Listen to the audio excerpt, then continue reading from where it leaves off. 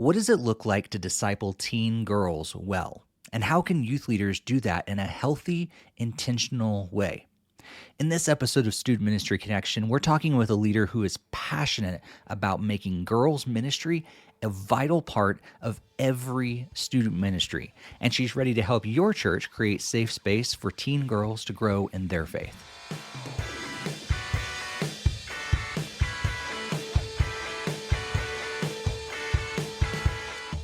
Welcome to Student Ministry Connection. My name is Steve Cullum, and I'm so grateful that you're here to connect with our guest, but also to grow in your leadership. When I think back to all my years in ministry, most of the time, I've connected better with my fellow male students and leaders. And that's why I'm so thankful for my wife and other female leaders who have connected better with the girls in our ministry. Because while there's so many reasons to do things together, most of us would also agree that there's specific things that girls need and other things that guys need when it comes to relationships and discipleship. And I won't even pretend to be an expert in what girls need. So that's why I'm so excited for you to hear from our guest, Krista McBroom, a longtime youth leader who is incredibly passionate about girls' ministry and supporting female youth leaders. In fact, she's dedicated a large portion of her ministry to coaching and consulting in this area.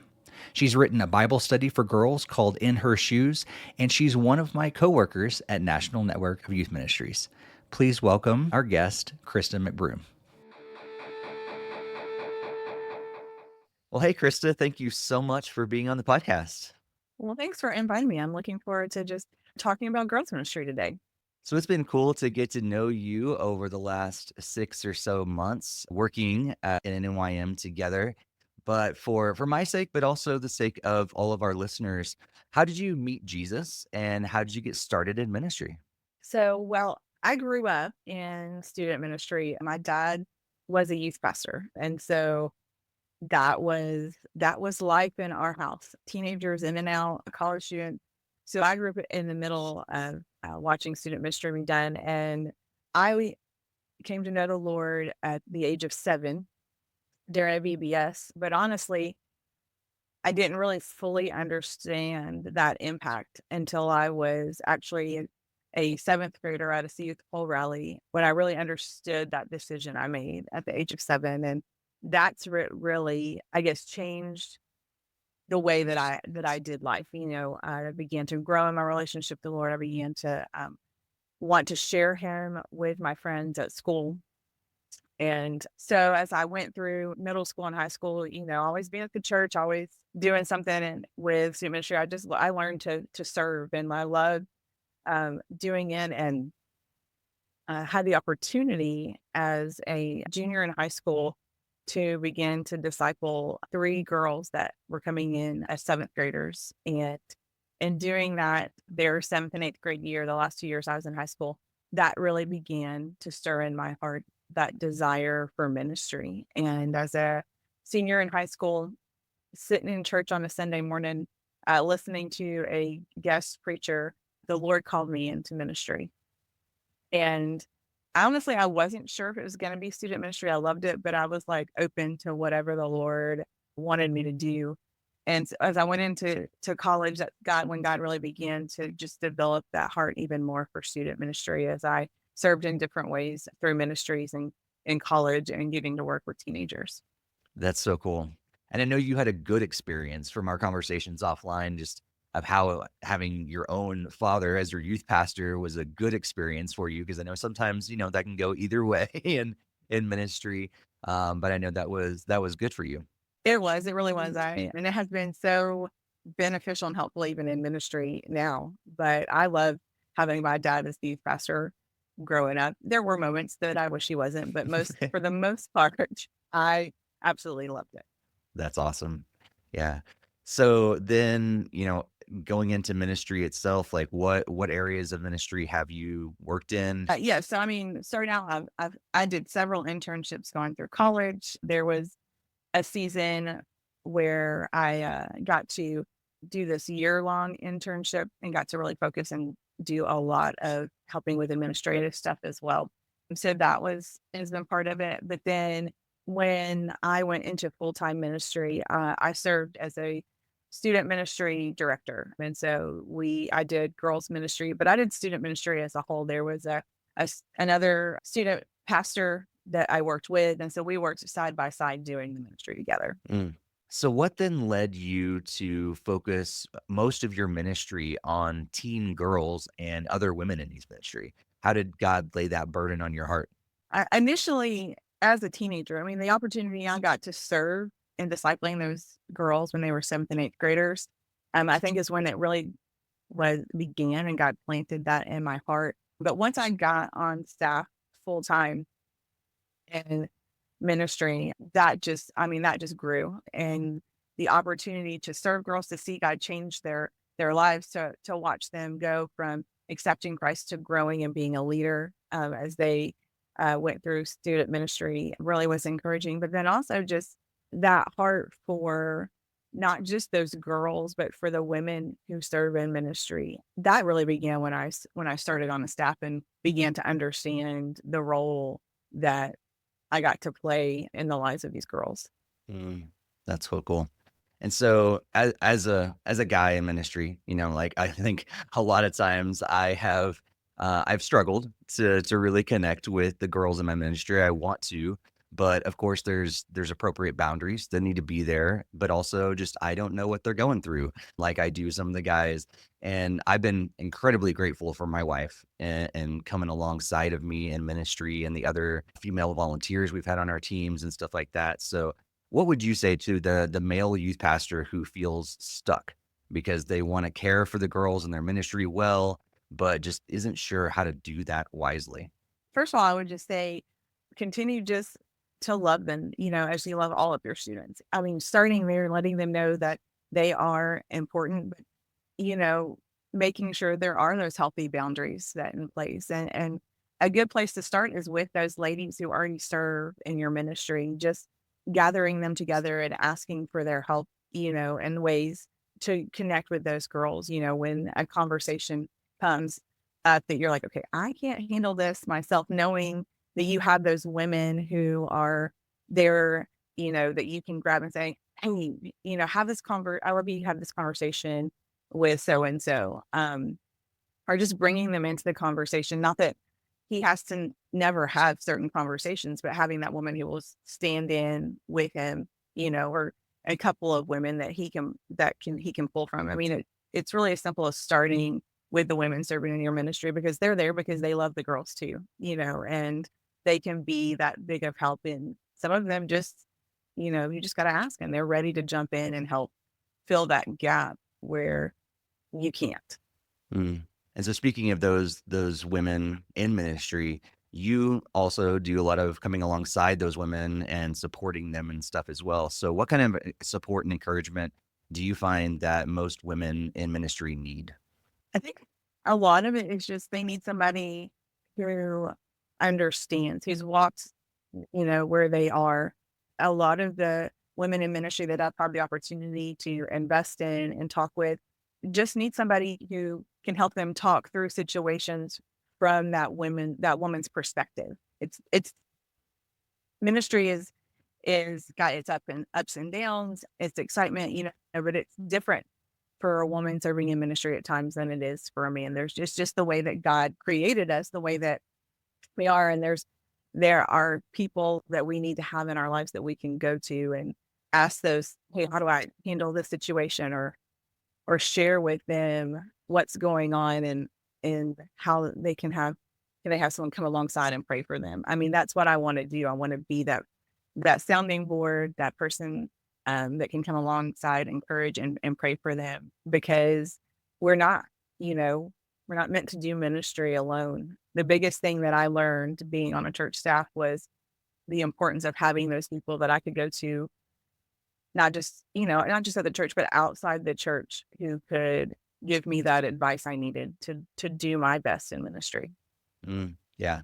Sounds like they need those advocates in a way to kind of help them in many ways. And that actually, I mean, causes me to ask those questions too, like of, okay, how can I best support those women on my team, whether it be a co-staff person or there's volunteers as well. So knowing that the stats just are out there that most of the people leading within youth ministry are men, what are some things that you've seen maybe men do well that have really elevated the women they work with and valued their opinions, all those different things, and made it a really good work environment?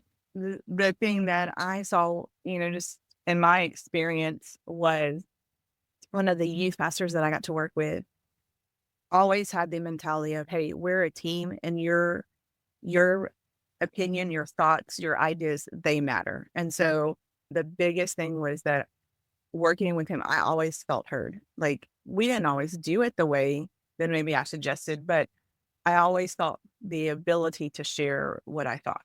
And I think that that's big. That was a big deal for me personally, just because he was in charge. Like he was over the ministry. I did work under him. And so for me in that kind of position, knowing that I had say in the ministry and he just didn't run it the way he wanted to. And so I think that, but then also just letting women know, hey, you're valued part of the team and just in other ways, just like we honor and we thank our volunteers that serve under us.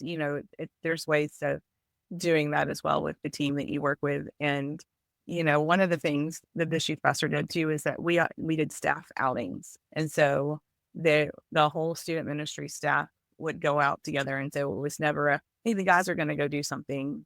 It was the whole team's going to do something. That's cool. Yeah.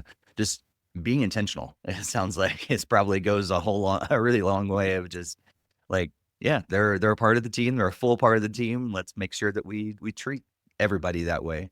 And that's so cool. So going back to the teenage girls in our ministries as well, what are some ways that churches can create intentional, healthy spaces for the girls in our ministries, either within the broader ministry or through separate events or studies, or what are ways that we can really target in a good way the girls and what they need as a teenage girl that may be separate from the guys, and be able to really connect them with Jesus like they need to at their stage of life? First, I think that small groups within student ministry, having small groups that are just for girls and just for guys. I mean, both of them need different things as they go through ministry. So having that group that they meet with weekly, just giving them the opportunity to form those relationships and those friendships, but then have that person leading that they can go to, that's, essentially their youth pastor, like, because it's their small group leader and they can encourage and they can speak to them. And so it starts, I think, just first within the ministry, making sure you have some sort of small groups that are just for the girls, but then also just doing, doing small girls events, whether it's a weekend retreat, it can be just a fun girls night or a Saturday, just doing small things together that are intentional with the purpose of focusing on things that girls want to do, think they open avenues for them to invite their friends to come and to be a part of the ministry, doing that stuff like that, as well as, there's always opportunities within any student ministry activity to, hey, we're going to give some time for the girls to do something and the guys to do something. And, where it's not a completely separate event, but creates the environment and the space for them to open up, or just to be girls, or just to be guys. So would you say, because I know a lot of times in today's world, I think there's a lot of push for more mixed small groups within student ministry.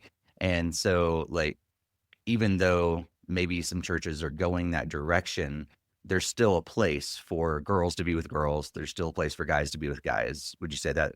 Oh, absolutely. I mean, I think that the mixed groups are good too. I mean, they need to know how to interact with one another, Yeah. for sure. But there is you're going to only get so much out of a student in a mixed setting, where when you create those intentional spaces, that are just for girls or for guys, there's going to be a depth there you won't reach in a mixed group.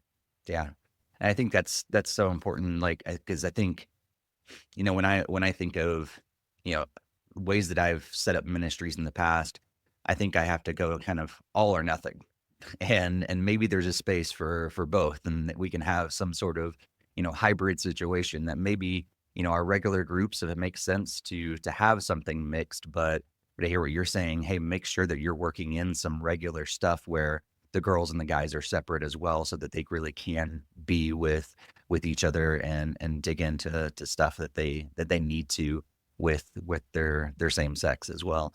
So I want to turn the page just a little bit, and still staying on the topic of girls for sure. I know you created, a Bible study, but I know you're working on some other things as well. So what are some things that you've done, resources that you created that the girls in our ministries can really benefit from?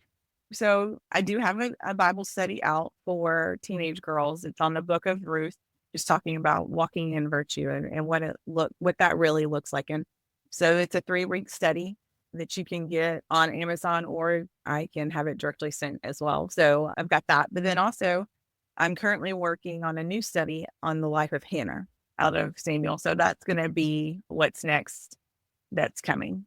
That's really cool. So yeah, I'm guessing, if we're thinking, hey, we need to get the girls together and what do we talk about? What do we do?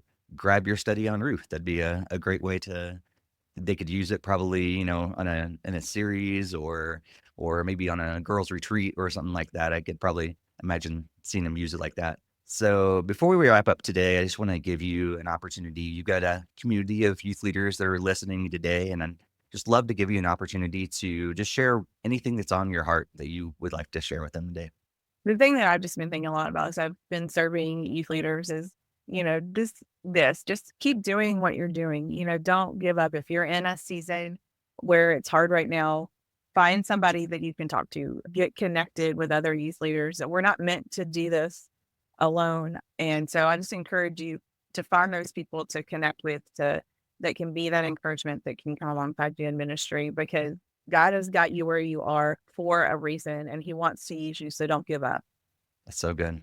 Well, I know people are going to want to connect with you more. I hope we've kind of whet their appetite a little bit about who you are and what you do. But yeah, share a little more about what you are able to do, coaching, consulting, things like that. But then also some ways that people can contact you, ask you more questions, hire you for coaching and consulting, get your books, all that stuff. So the easiest way to get in touch with me is just to go to KristaMichelle.com, and there's a contact page there that you can get information on booking, on my coaching and consulting. All of that is there on the website, as well as there's a link to the Bible study on Amazon, but that you're also more than welcome to use the contact page. If you want to order in bulk, we can do that as well. But my heart is really, truly in the coaching and consulting is just to come alongside student ministries and help them, whether they want to create or grow their girls ministry, helping in those ways, but then also just coaching those women in ministry, whether it's coaching professionally or personally. My heart is just to walk alongside you in ministry and be that support for you. That's so cool and so needed. I know, in my own experience, I want the guys to step up, but usually it's the girls who are leading out in our ministries. And if we're not supporting them properly, like we're missing out on some amazing leadership that is there with our girls. And so, yeah, if you're struggling with ministry, be sure to reach out to Krista, and she can come alongside you and help you out with the girls in your ministry and help you take it to the next level for sure. And it's been so great to work with you at NNYM over the last few months, and look forward to working with you more and hopefully, seeing more and more ministries benefit, specifically with the girls and the ladies in their ministry because of what you're doing. So just pray that God blesses it all. Well, thank you. I've enjoyed working with you as well. God's doing some great things. Thanks again to all of you for being here for this episode. Please be sure to reach out to Krista to connect more, ask some follow-up questions, and ask her how your ministry can take the next step in reaching your teen girls. And if this episode has been helpful for you, please consider leaving a positive rating on your podcast app and also share it with others who you think should hear it. And if you'd like to support my ministry with National Network of Youth Ministries, please consider joining my prayer or my financial support team at nnym.org/Steve Cullum. All of that support allows me to do this and so much more for youth leaders. And all of the links that we discussed in this episode are going to be in our podcast show notes and also the YouTube description. Before we wrap up, I do want to give you a heads up about a big research project that I'm currently doing on youth pastor longevity. I'll be sharing so much more on my social media and in future episodes, but for now, I'd love to ask if you could do two things. Number one, please be praying for me, as this is a huge project with so much potential. And number two, follow me on social media at Steve Cullum, where I'll be sharing a lot more details in the near future. And that brings us to the end of episode 162. Of course, we'll be back in a couple weeks with our next episode, but if you can't wait until then, go back and check out the previous 161 episodes. Thanks for listening. Be sure to stay connected, and may God bless your ministry.